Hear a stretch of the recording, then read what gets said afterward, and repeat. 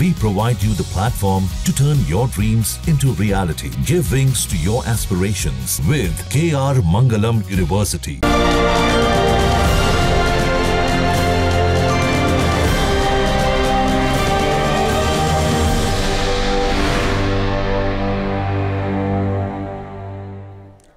नमस्कार, मैं हूं आपके साथ हिमानी नैथानी।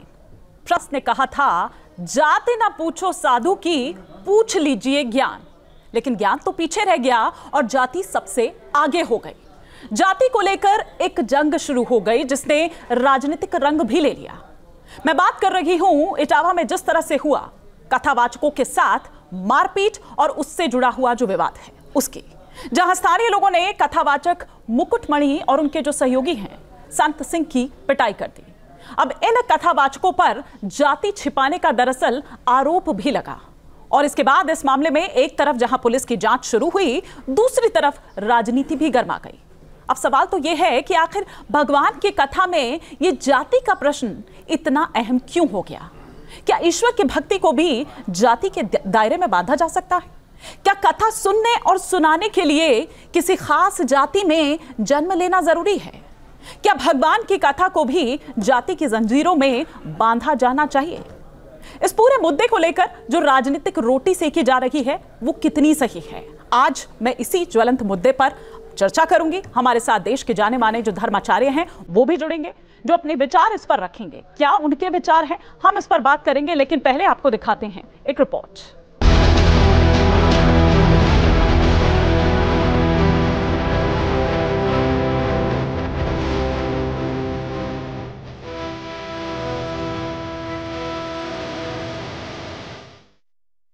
इटावा का कथावाचक चोटी कांड का मुद्दा उत्तर प्रदेश में विवाद का सबब बन गया है। दादरपुर गांव में हुए विवाद को लेकर अभी भी दोनों पक्ष अपने अपने तर्क दे रहे हैं। विवाद ब्राह्मण और यादवों से जुड़ा है, लिहाजा पीछे हटने को कोई तैयार नहीं है। इटावा में विवाद को लेकर चर्चा में आई पंडिताइन रेणु तिवारी के खिलाफ सांप्रदायिक सौहार्द बिगाड़ने का मुकदमा दर्ज हुआ है। रेणु तिवारी पर जाति विशेष पर अभद्र टिप्पणी कर सामाजिक सौहार्द बिगाड़ने के आरोप में एक्शन हुआ है। रेणु तिवारी वही है जिन्होंने कथावाचक मुकुटमणि और उनके साथियों पर गंभीर आरोप लगाए थे। जेब से कोई वो कार्ड थे जो आरडी वगैरह थे उनके, और जो कार्ड होते हैं जो भागवतों में जो बांटे जाते हैं अपना प्रचार पंडित करने के लिए देते हैं, वो उनकी जेब से सारे वो गिर गए। तब तक वो यहाँ से वो चले गए तो फिर कुछ बच्चों को ये मामला का कार्ड था, उसमें क्या लिखा हुआ था, क्या नाम लिखा था उसमें? गंगोत्री के नाम से था, एक वो मुकुटमणि सिंह के नाम से था, दो आरडी अलग अलग नाम से थी। पूरा विवाद 21 जून को शुरू हुआ था। दादरपुर गांव में कथावाचकों के साथ मारपीट हुई। कथावाचक मुकुटमणि और उनके सहयोगी संत सिंह के साथ मारपीट का वीडियो वायरल हुआ तो बवाल बढ़ता चला गया। ये विवाद तब हुआ जब गांव के कुछ लोगों ने आरोप लगाया कि कथावाचकों की जाति यादव है और उन्होंने झूठ बोलकर खुद को ब्राह्मण बताया। लोगों ने आरोप लगाया कि मुकुटमणि और उनके साथियों ने जाति छिपाकर धोखाधड़ी की, धार्मिक आस्था को ठेस पहुंचाई, फर्जी आधार कार्ड दिखाया, महिला के साथ अभद्रता की। मतलब दो जो कथावाचक थे उनको खाना खाते समय कुछ इन्होंने इनसे हमारी वाइफ से हरकत की। ये थाली लेके गई, चलने लगी तो हाथ पकड़ बोले हमें खाना खिलाओ। ऐसा थोड़ी होता है हम खाना खिलाएं, अरे 7 दिन हम रहेंगे, हम का जीवन भर रहेंगे, 7 दिन में जो आशीर्वाद ले लो। ये तुरंत निकल के आई, हमसे बोली ये क्या कह रहे हैं, ऐसा तो हड़बड़ा गए। इन आरोपों पर मुकुटमणि और उनके सहयोगियों ने भी अपनी सफाई दी। उन्होंने आरोप लगाया कि यादव होने की वजह से उनके साथ जानबूझकर मारपीट की गई। भीड़ ने बिना वजह चोटी काट दी और बदसलूकी भी की। जब उनको भोजन पे बुलाया घर पे तो उन्होंने हाथ पकड़ा कि हमारी 7 दिन सेवा करो और हम ब्यास हैं। तो ये बदतमीजी कौन सहन करता। हमने इनसे बोला तो कुछ लड़कन ने डांटा फटकारा, इन्होंने माफ़ी मांगी, तभी इनके आधार कार्ड वगैरह गिरे, झोली खुली थी सो मिल गए।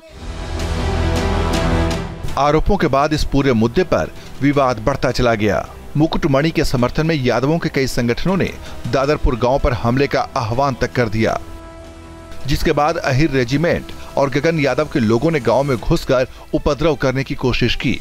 भीड़ ने पुलिस और प्रशासन की टीम पर भी पथराव किए। दोनों पक्षों की तहरीर के आधार पर पुलिस ने एक्शन लिया। सबसे पहले कथावाचक की शिकायत पर 4 लोगों को गिरफ्तार किया गया। साथ ही कथावाचक और उनके साथी के खिलाफ भी मुकदमा दर्ज हुआ। वहीं उपद्रव करने वाले 19 लोगों की भी गिरफ्तारी की जा चुकी है।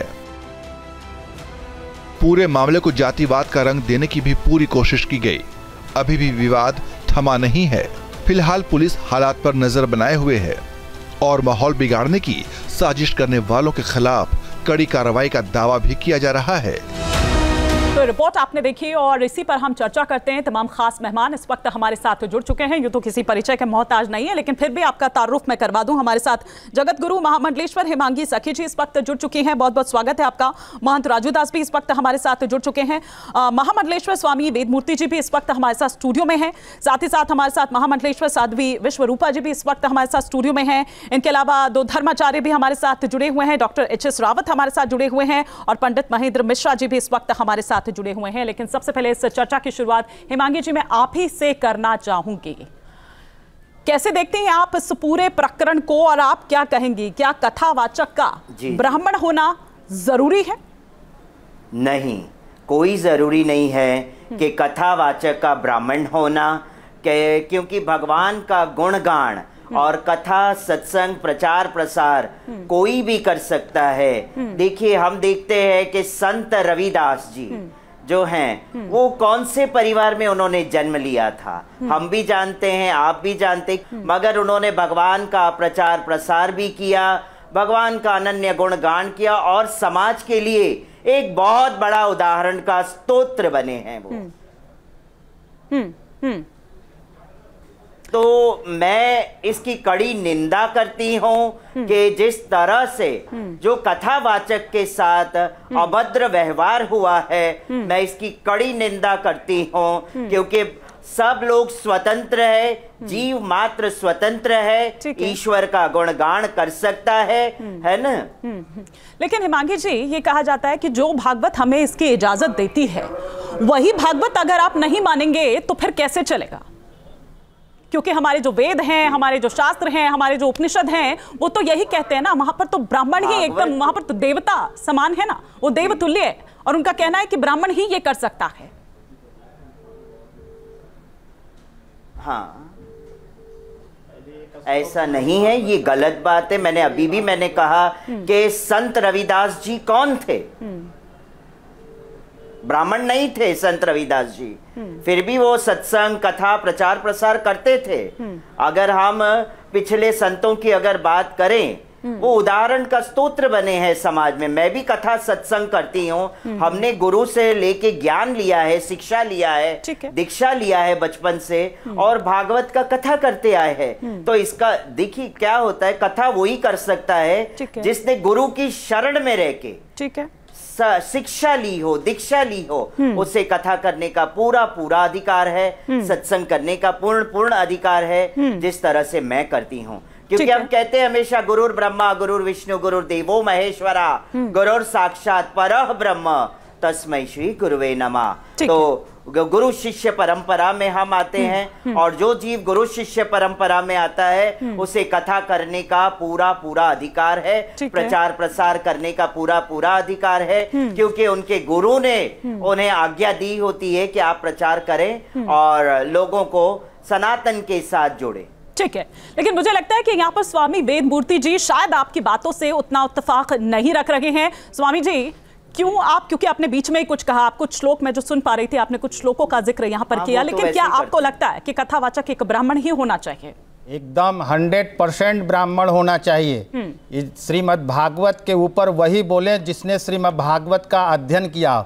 ये गुरुर ब्रह्मा नहीं बोल पा रहे हैं, ये श्रीमद् भागवत के ऊपर क्या बोल पाएंगे? ये कथा करती है ना, श्रीमद् भागवत का पहला स्कंद का श्लोक सुना दें। ये इनकी कथा मैं कराऊंगा, इनकी कथा मैं कराऊंगा, सबसे ज्यादा दक्षिणा दूंगा। ये भागवत का पहला श्लोक सुनाए हिमांगी सखी, उसके बाद बोले कि ब्राह्मण ने। क्या प्रमाण है आपके पास? दक्षिणा आपके पास रखिए, आपके पास प्रमाण बताइए। मैं प्रमाण देता हूं कि ब्राह्मण क्यों होना चाहिए, उसी भागवत में लिखा हुआ है। सुनिए हिमांगी सखी जी, ज्ञान नहीं हो तो नहीं बात करिए। आप न्यूज नेशन पे मेरे से लड़ने आए हैं। आप सुनिए पहले वेद मूर्ति जी, आप पहले वेद मूर्ति जी सुनिए। आपको हर हमेशा किन्नर से तकलीफ होती आई है, आपको हर हमेशा किन्नर समाज से तकलीफ होती आई है, आपको तो हमेशा प्रॉब्लम आता है, आप तो हमेशा टीआरपी के चक्कर में दूसरे को टारगेट करते आए हैं। आपको जो बात पूछी गई उस पर बात करना चाहिए, वो टॉपिक छोड़ के आपकी आदत हो चुकी है वेद मूर्ति जी। वेद मूर्ति जी आपकी आदत पड़ चुकी है कि कमेंट पे कमेंट, कमेंट पे कमेंट, कमेंट पे कमेंट। ऐसा ना हो वेद मूर्ति जी, ऐसा ना हो। लेकिन अच्छा ठीक है, मैं आप दोनों को रोक रही हूँ, लेकिन स्वामी जी, स्वामी वेद मूर्ति जी, एक सेकंड। हिमांगी जी मैं आपको भी रोक रही हूँ, स्वामी जी आपको भी रोक रही हूँ। ठीक बात है कि भागवत में ये लिखा है, वही भागवत इजाजत देता है, लेकिन उसी भागवत गीता में, एक सेकंड हिमांगी जी आप, लेकिन शिक्षित होना बहुत जरूरी है। ठीक है हिमांगी जी और स्वामी जी, मैं आप दोनों को रोक रही हूँ, लेकिन स्वामी जी एक क्विक कमेंट इस पर मैं चाहूंगी, फिर बाकी मेहमानों का भी मैं करूंगी। हिमांगी जी मैं आपसे रिक्वेस्ट कर रही हूँ कि प्लीज एक एक कर बाकी मेहमान भी। लेकिन स्वामी जी उसी भागवत गीता में, हिमांगी जी मैं लौट रही हूँ आपके पास, स्वामी जी सुनिए ना, उसी भागवत गीता में एक श्लोक ये भी है जो इस बात का वर्णन करता है कि अगर कोई शूद्र वर्ण का होकर भी ब्राह्मण से उच्च कार्य करता है तो फिर वो ब्राह्मण से भी ऊपर है, उसका स्थान ब्राह्मण से भी ऊपर है। इसी भागवत गीता में एक श्लोक में कहा गया है, वर्णन किया गया। मैं उसी भागवत में गीता में कहा गया, चातुर्वर्णम मया श्रेष्ठम गुण कर्म विभागसा। चारों वर्ण अपने आप में श्रेष्ठ हैं, सब लोग पूजनीय हैं, सब लोग कथा कर सकते हैं, सब लोग प्रवचन कर सकते हैं, लेकिन जब व्यासपीठ की गरिमा को देखना हो, उस समय अनुष्ठान हो रहा हो, सारी देवी देवताओं की स्थापना हो, उस समय केवल ब्राह्मण बैठना चाहिए। क्यों? देवाधीनम जगत सर्वम मंत्राधीनम च देवता ते मंत्रा ब्राह्मणादीना तस्मात् ब्राह्मण देवता। यानी जो बिना कहे का 3 योनि हमारे यहाँ बनाया गया है, देवता, मनुष्य और राक्षस। देवता किसे कहते हैं, मनुष्य किसे कहते हैं और राक्षस किसे कहते हैं, पहले ये समझिए। देवता उसे कहते हैं, ब्राह्मण को कहा गया है देवता। ये मैं नहीं कह रहा हूं, ये तुलसीदास जी ने भी कहा है। आप जब पढ़ेंगे प्रथम प्रणाम महीसुर चरणा, सबसे पहले तुलसीदास जी ने पृथ्वी के देवता ब्राह्मण को प्रणाम किया है। और ब्राह्मण को क्यों करना चाहिए? क्योंकि मंत्र के अधीन देवता हैं, और मंत्र किसके अधीन है? ब्राह्मणों के अधीन है। क्यों? क्योंकि ब्राह्मण त्रिकाल संध्या करता है, ब्राह्मण गुरुकुल में जाके पढ़ता है, कॉन्वेंट स्कूल का प्रोडक्ट नहीं है। ये जितने बैठे हैं ये कॉन्वेंट स्कूल के प्रोडक्ट हैं। अगर ये गुरुकुल में पढ़े होते तो ये प्रमाण बताते और कहते डंके की चोट पर कि भागवत कथा सिर्फ ब्राह्मण कर सकता है। ठीक है, लेकिन आज तो ये कहा जा रहा है ना कि देखिए हमारे यहाँ पर कई साधु संत ऐसे भी हैं जिनको ये लगता है कि अगर उनके स्वप्न में आकर भगवान जी ने दर्शन दे दिए तो फिर वाणी में भी उनके वही आ गया और फिर वो उसी तरह से चलता रहता है। महंत राजू दास जी, फिर मैं यहाँ पर डॉक्टर एच एस रावत करूंगी। महंत राजू दास जी, लेकिन आप इत्तेफाक रख रहे हैं स्वामी जी की बात से? वैसे तो ये भी कहा जा रहा है और आप खुद ही कहते हैं कि जिसको ब्रह्म ज्ञान की प्राप्ति है वही ब्राह्मण है। पहले तो सबके लिए मंगल कामना। विषय बहुत गंभीर है, लगातार कई दिनों से इस विषय पे डिबेट चल रहा है। पूज्य ब्रह्म मूर्ति जी बैठे हैं, बहुत विद्वान हैं, महापुरुष है। हिमांगी सखी जी साधु के भेष में है, वो भी संत हैं। संतों को आपस में इस प्रकार से मनमुटाव नहीं रखना चाहिए और इस प्रकार से बहन हिमांगी सखी जी को भी नहीं बोलना चाहिए। वो संत हैं, पूज्य संत हैं, विद्वान हैं, महापुरुष हैं। देखिए विषय गंभीर है, जिस प्रकार से समाज को बांटने की साजिश चल रही, ये विषय उठा था। और समाज में जिस प्रकार से राजनीतिक दल के लोगों ने खूब राजनीति की, कैसे हिंदू को तोड़ा जाए, कैसे हिंदू को बांटा जाए। बांटने से लाभ किस समाज को मिलता है हर व्यक्ति को पता है, और उसने ऐसा साजिश करने का प्रयास भी किया। कुछ दंगे भी कुछ जगह हुए, लेकिन मैं आभार व्यक्त करता हूँ सर्व समाज के हिंदुओं से, जिसने इस विषय को दंगे के रूप में परिवर्तित नहीं होने दिया, बचाया। देखिए, जिस प्रकार से पूरे दुनिया में सनातन संस्कृति, हिंदुत्व और पूरे विश्व की मानवता को एक ही समाज का व्यक्ति लेके आगे बढ़ता है, चलता है, वो ब्राह्मण समाज सदैव अपने आप को सनातन के लिए समर्पित रखता है। सदैव वेद, उपनिषद, शास्त्र, कथा, पुराण, भागवत, इस पर चिंतन, इस पर मनन, इस पर पीएचडी, तमाम प्रकार से वो वेदों के बारे में अध्ययन रखता है। इसके नाते वेद मूर्ति जी ने कहा कि ब्राह्मण को ही अधिकार होना चाहिए। लेकिन आज के परिप्रेक्ष्य में जिस प्रकार से समाज को बांटने की साजिश चल रही है, क्योंकि अब ब्राह्मण भी आईएएस, पीसीएस, डॉक्टर, साइंटिस्ट अलग अलग विधाओं में निपुण होते जा रहे हैं। पहले ब्राह्मण सिर्फ पढ़ना और पढ़ाना, सनातन की प्रचार, सनातन की रक्षा, वेद के माध्यम से, पुराण के माध्यम से, उपनिषद के माध्यम से सबको ठीक करने का कार्य करते थे। अब ब्राह्मण हर क्षेत्र में है।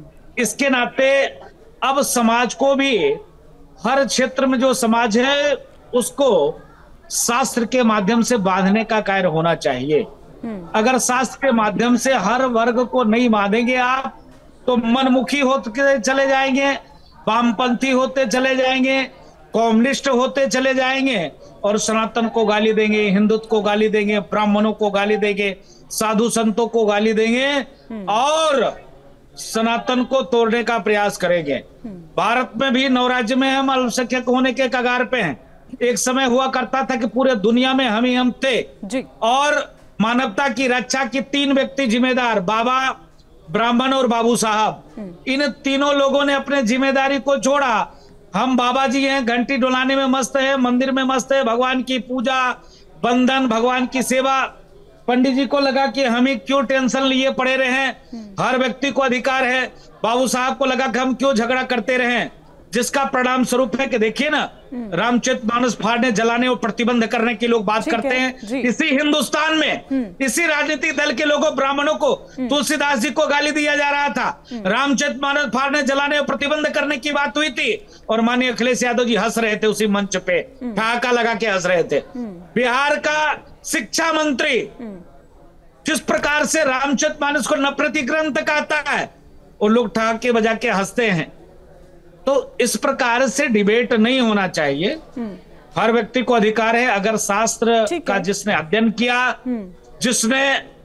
जिसने शास्त्रों पे चिंतन किया, जिसने वेद, पुराण, शास्त्र, उपनिषद को पढ़ा, जिसने नित्य कर्म क्रिया का अध्ययन किया, ठीक है, उस कथा कह सकता है, कथा सुना सकता है। हाँ। ऐसे वेद मूर्ति जी ने भी कहा। जी जी, ठीक है। मैं एक क्विक कमेंट यहाँ पर, स्वामी जी आप यहाँ पर सुंदर बात कही राजू दास जी ने। हाँ, लेकिन शॉर्ट में रखिएगा। जात पात की करो विदाई, हम सब हिंदू भाई भाई। और अभी हमारी कथा वृंदावन में हुआ, हमने वहाँ कहा था कि अगर यादवों को अपनी शक्ति दिखानी है तो आइए, हम लोग भी तुम्हारे साथ चलते हैं। बहुत आगे निकल चुका है, क्यों नहीं बात करते? बांग्लादेश में हिंदू काटा जा रहा है, कश्मीर में हिंदू मारा गया, वहां पे क्यों नहीं अपनी ताकत दिखाई, अपनी ऊर्जा दिखाई? सिर्फ ब्राह्मण ही है तुम्हें दिखाने के लिए। आप आइए ना, आपका स्वागत है, लेकिन ज्ञान तो रखिए। बिना ज्ञान के लोग आकर के कथाकार बन रहे हैं, बिना ज्ञान का लोग करके। तो एक सेकंड, हालांकि अब जब आप ये कह रहे हैं तो एक सवाल और मेरे मन में आ रहा है, लेकिन पहले मैं डॉक्टर एच एस रावत का यहाँ पर एक क्विक रिएक्शन लूंगी। वो कह रहे हैं कि बिना ज्ञान के, बिना योग्यता के, तो मतलब जितने भी डॉक्टर रावत ये यहाँ पर कथा कर रहे हैं, क्या वो सारे पैरामीटर्स जिसकी बात यहाँ पर स्वामी जी कर रहे हैं वो उस पर एकदम फिट बैठते हैं? नहीं, बिना ज्ञान के तो ब्राह्मण को भी अधिकार नहीं है। क्योंकि अगर कोई खाली जाति का ब्राह्मण है और वो कथा बोलता है, उसको भी कोई ज्ञान नहीं है। वो कथा नहीं कह सकता। अगर कोई ब्राह्मण मांसाहारी है तो कथा नहीं कह सकता। अगर कोई तंबाकू खाता है, शराब पीता है, मदिरा का सेवन करता है, दुराचारी है, वो कथा कहने का अधिकार ही नहीं है। क्योंकि पहले जाति कोई भी हो, अगर व्यक्ति अपने चरित्र से शुद्ध है और उसको बाकायदा ज्ञान है, शास्त्रों का ज्ञान है, उसको विधि विधान का ज्ञान है, क्योंकि कोई भी पूजा पाठ और कथा या व्यासपीठ पे बैठना, मंत्रोच्चारण करना या पूजा पाठ कराना, वो व्यक्ति कर सकता है जिसको किसी विधान का वैज्ञानिक आधार और आध्यात्मिक आधार पता होगा।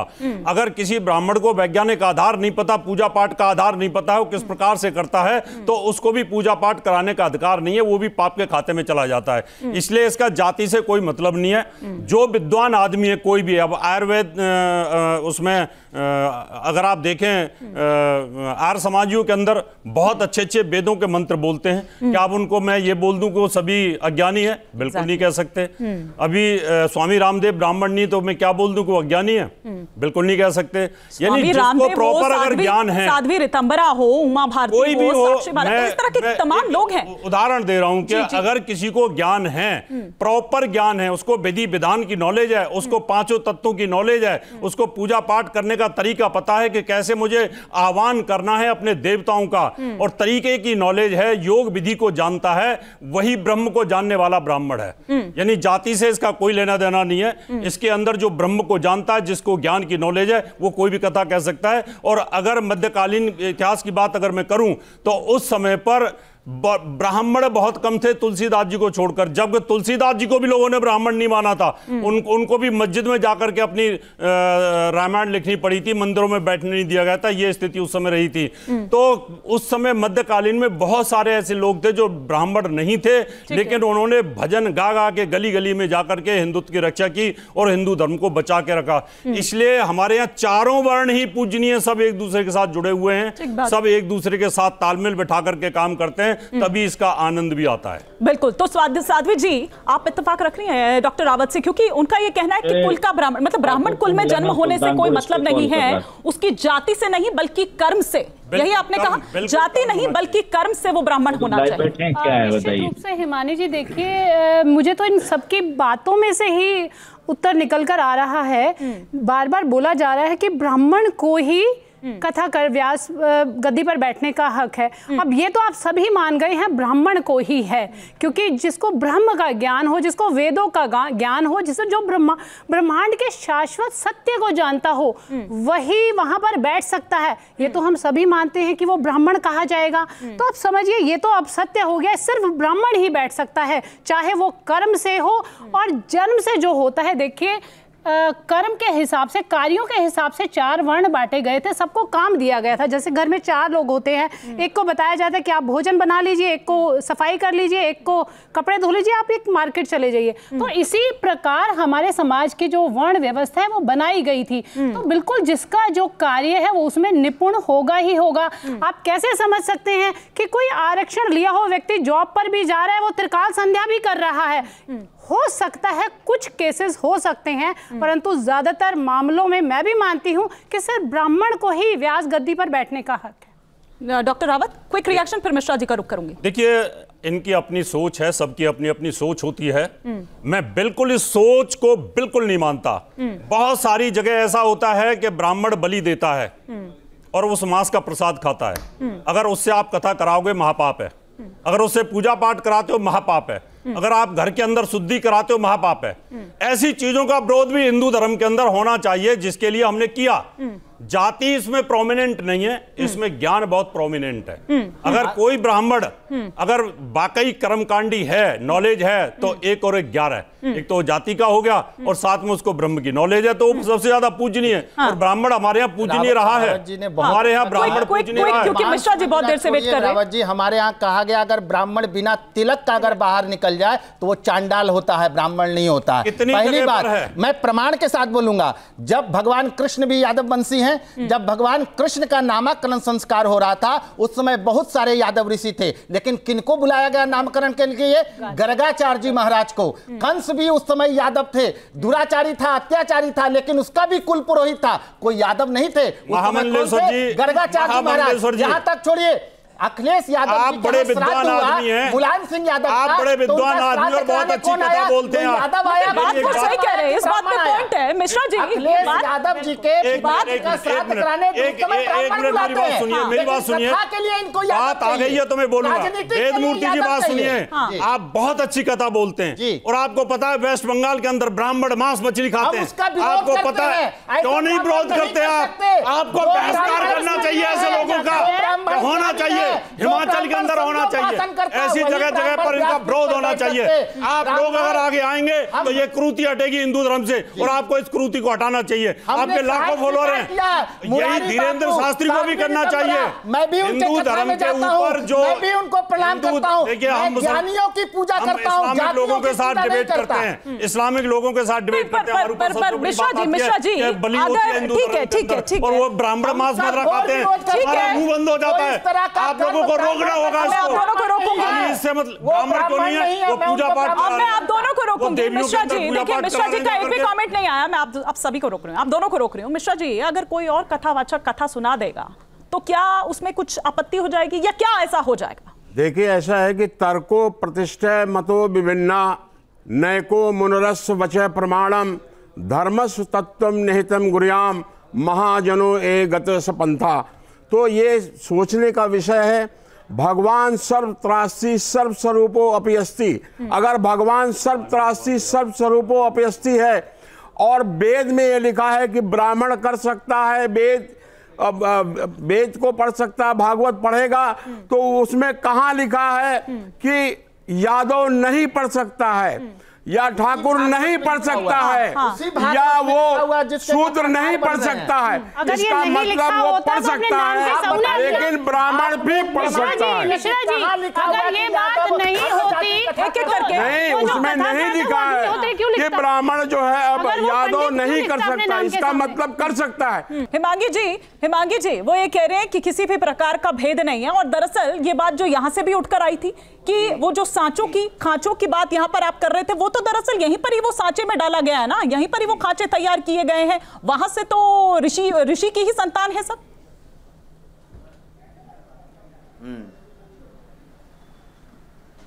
सही कहा आपने। अभी मैं एक बात और जरूर कहूंगी कि रावण जो थे वो भी महाज्ञानी पंडित थे, है ना, कि नहीं थे रावण? रावण भी महाज्ञानी पंडित होते हुए, उन्हें ज्ञान नॉलेज हर चीज होते हुए भी वो महादेव के अनन्य भक्त है ना, और उसके बावजूद भी महाज्ञानी पंडित ने भी गलत कार्य किया था, सीता का हरण किया था। तो इंसान ज्ञान का इतना अहंकार जीवन में नहीं रखना चाहिए हमको। अगर जहां पर ज्ञान की बात है तो मैं आज न्यूज नेशन के चैनल के माध्यम से इन संतों के सामने मैं यही कहूंगी, नारायणम नमस्कृत्यम नरम चैव नरोत्तमं देवीं सरस्वतीं ये कथा करेंगे, ये कथाकार है हमारे, यही लोगों का विरोध मैं कर रहा हूँ कि हमारा सनातन धर्म का ऐसे लोगों ने बेड़ा गर्क कर रखा है। नित्यं भागवतं सेवया भगवती उत्तम श्लोकेर भक्तिरे भवतीं नैष्टकी। ठीक है, अब स्वामी जी कुछ कह रहे हैं। करुणा सिंधु दीन बंधु जगत पते। सब जितना है सब मैं सारे संतों को यहाँ से वांछा कल्प करती हूँ। लेकिन जो एग्जाम्पल आपने यहाँ पर दिया ना, सुनिए ना, जो उदाहरण आपने हिमांगी जी ये कह रहे हैं कि तभी तो रावण का पुतला हर साल फूका जाता है, राम कथा होती है, रावण कथा नहीं होती है। जी अभी राजू दास जी ने बहुत अच्छी बात कही है। एक बार वो कंप्लीट कर ले स्वामी जी। मैं कह रही हूँ ना कि ज्ञान का अहंकार भी अच्छा नहीं है। महाज्ञानी पंडित का होना, अहंकार होना अच्छी बात नहीं है। आपके अंदर अहंकार कूट कूट के भरा हुआ है। हम जहाँ से मैं पहली बार डिबेट नहीं कर रहा हूँ आपके साथ। अहंकार में तीन गए, धन वैभव और वंश, ना मानो तो देख लो रावण कुंभकर्ण और कंस। अहंकारान विमूढ़ आत्मा, अहंकारान विमूढ़ आत्मा, अहंकारान विमूढ़ आत्मा करता हामिति मान्यते, भगवत गीता में कहा है ये महाराज जी। जी बहुत सुंदर है। और मैं अपने आप को पहले गुरुकुल में जाकर के फिर कथाकार बनिए, इसमें चरण की धूली मानती हूं। लेकिन ये अहंकार है। और मैं यही कहती हूँ, मैं तो मीरा के पच्चिनों पे चलती हूँ और यही कहती हूँ, ऐरी मैं तो प्रेम दीवानी, मेरो दर्द ना जाने कोई, जाने तो जाने मारो गिरधर गोपाल, दूसरो न कोई। यही ब्राह्मण की भी खूबसूरती है कि वो शांत होता है, संयमी होता है, तपस्वी होता है, वो सभी को स्वयं में समा लेता है। और आप देखिए, हम तो सदैव से कहते आए हैं, अभी जैसे महाराज जी ने भी कहा है कि सभी का और वसुधैव कुटुंबकम का हमारा देखिए हमेशा से रहा है। तो बिल्कुल कहना चाहूंगी, जो मैं ये सभी को कहना चाहूंगी कि निश्चित रूप से जब 5 साल का बच्चा गुरुकुल में जाके ठंडे पानी में सुबह ब्रह्म मुहूर्त में 4 बजे सुबह जब नहाता है, सारा मंत्रोच्चार सीखता है, वो इतनी जो अपनी जीवन को पूरा जो जब ये बच्चे एसी में सो रहे होते हैं, टीवी देख रहे होते हैं, मोबाइल में लगे हो रहे हैं, पिज्जा खा रहे होते हैं, जब ब्राह्मण का बच्चा गुरुकुलम में मैंने अध्ययन किया है। महाराज जी, माता श्री, आज से हम आपकी पुत्री हुए, परंतु एक बात कहेंगे आपको कि उन बच्चों की तरफ देखिए, आप अन्याय कर रही हैं। ब्राह्मण के बच्चों के साथ नहीं, स्वयं के साथ अन्याय कर रही हैं।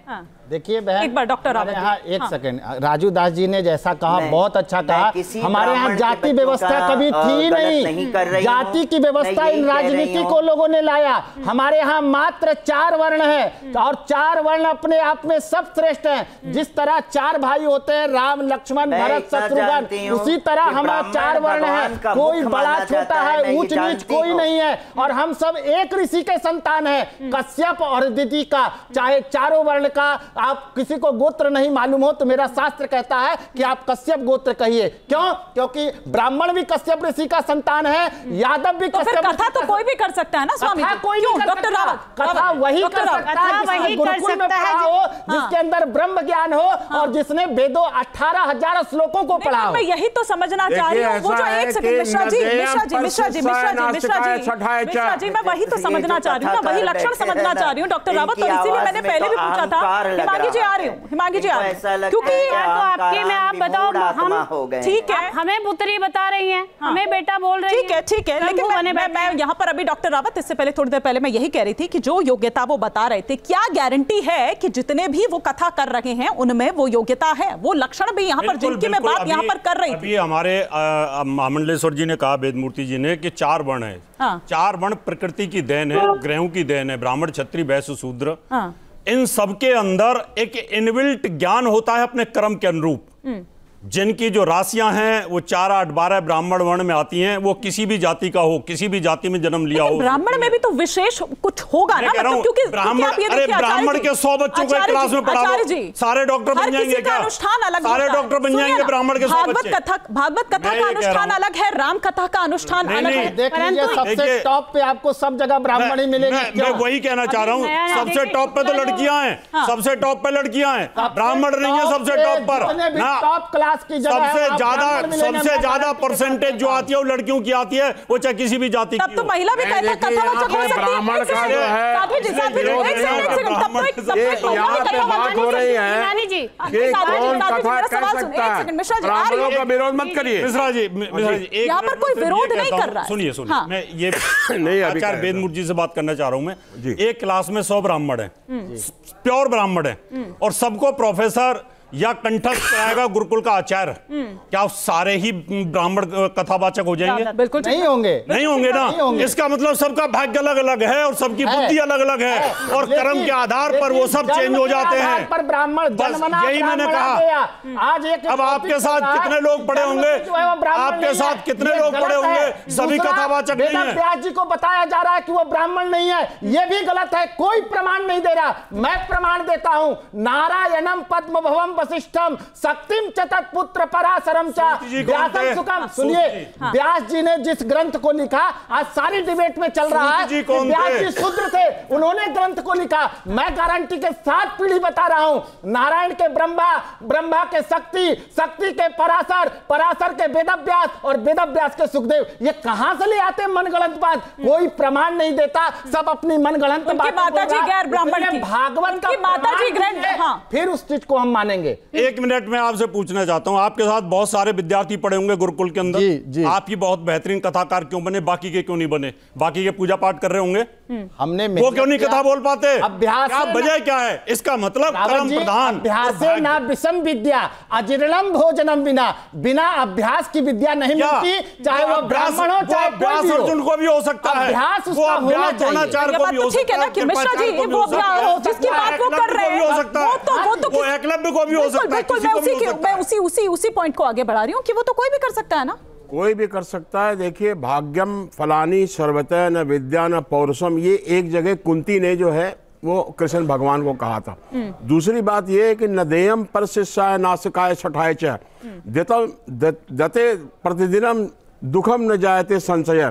तो ये जो दिया गया है, ये व्यास जो भागवत किया गया है, ऐसे व्यक्ति को दिया गया है जो गुस्से वाला था। श्लोक बता रहे हैं क्या? हाँ, ये कहाँ का श्लोक है? ये कहीं का भी हो, आप देखिए ना, आपका एक सुनिए, आपकी एक आदत है, करिए यहाँ पे भागवत के श्लोक को देकर के कहिए कि ब्राह्मण नहीं बन सकता। कौन? मुझे भागवत का श्लोक बताइए और उसमें कहिए कि और कोई जाति वहां बैठ करके कथा। मैं कह रहा, आप एक ऐसा श्लोक दिखा दीजिए जिसमें ये लिखा हो कथा करने के लिए सब लोग नहीं कर सकता है। आप ये दिखाइए जी, आप ये हमको दिखाइए किसी वेद पुराण में उसी भागवत में लिखा नहीं हुआ कर है। सकता क्या? मैं कह रहा हूँ क्या लिखा है? विरक्तो वैष्णवो विप्रा कर सकता है। और बताइए, व्यासपीठ पर बैठ करके ब्राह्मण ही कथा कर सकता है, बिल्कुल नहीं, प्रवचन कर सकता है, दूसरा लोगों को सुना सकता है। अनर्गल बात मत फैलाइए। आप पहले श्लोक पढ़िए, आप पहले श्लोक पढ़िए। श्लोक हमने पढ़ रखा, एक बार पढ़िए। विरक्तो वैष्णवो विप्रो, वेद शास्त्र भी कर सकता है, जिसको वेदों का ज्ञान है, शास्त्रों का ज्ञान है, और शास्त्रों का जिसको ज्ञान है वो भी कर सकता है। चार चीजें और चाहिए, नहीं चार चीजें और चाहिए। जिस तरह से तर्क दे रहे हैं, हाँ यादव करे, लेकिन चार चीज उसके पास चाहिए। जितस्सानो, जितस्वासो, जित संगा, जितेंद्रिया। जिसने चार चीजों को जीत लिया वो व्यासपीठ पर बैठने का अधिकारी है, दूसरा कोई नहीं है। जो है किसी व्यक्ति को नीचे गिराने की कोशिश मत करिए। वो मेरा भाई है, वो मेरा अभिनंदन है, वो मेरा शेर है, मैं उसको नीचा नहीं दिखाता, मैं उसको भी बना रहे हैं और आप गाली भी दे रहे हैं। यहाँ पर हमारे मेहमान ये भी कहते हुए नजर आए कि उसी श्रीमद् भागवत गीता में वहां पर उन्हीं को वो इजाजत दी गई है। अगर आप उसी बात को नहीं मानेंगे तो फिर ऐसे में भागवत का क्या मतलब वहां पर रह जाएगा। लेकिन वहीं हमारे कुछ मेहमान ये भी कहते हुए नजर आए कि भाई आज समय बहुत बदल चुका है, बहुत आगे निकल चुके हैं और आज की डेट में जिसे ब्रह्म ज्ञान की प्राप्ति है वही ब्राह्मण है। अब तय आपको करना है। आप पर हम ये छोड़ते हैं। बहुत बहुत शुक्रिया आप सभी मेहमानों का हमारे साथ जुड़ने के लिए। हमारी आज की इस पेशकश में फिलहाल इतना ही।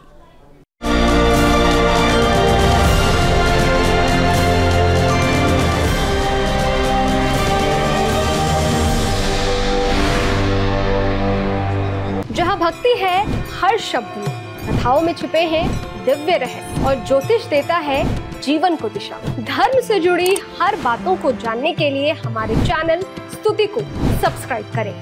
चैनल पर जाने के लिए इस लिंक पर क्लिक करें।